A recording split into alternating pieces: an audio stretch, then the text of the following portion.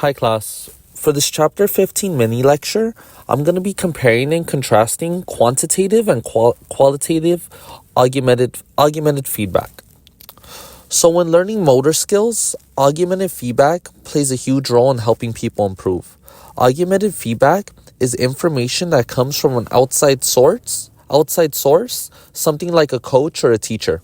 It adds to the task instinctive feedback our bodies already give us.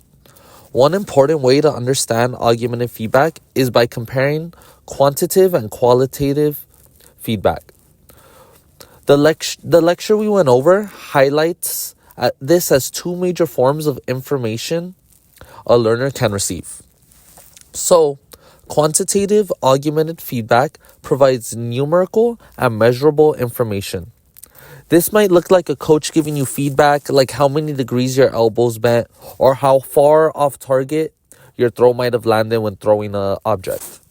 Because quantitative feedback gives exact numbers, it's especially helpful when athletes are trying to track progress or make small, precise adjustments. Advanced performers often rely on this feedback since they already understand the basic movement pattern and are ready to fine-tune the details behind it.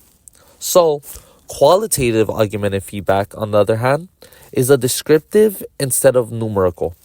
It focuses on how the movement was performed rather than give specific numbers.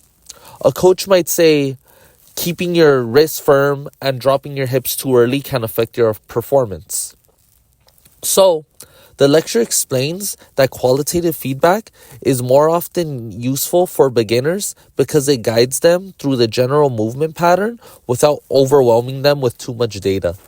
It gives a big picture cues that help them understand what they need to do differently.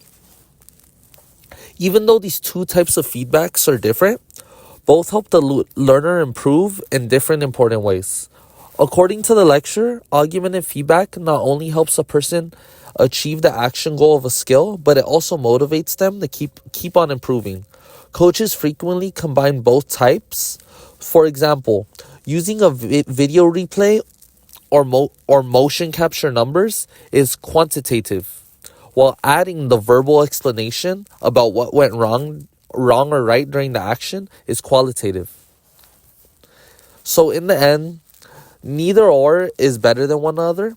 Each one serves a different purpose. Qualitative feedback helps learners build correct technique, while quantitative feedback helps them measure and refine their performance.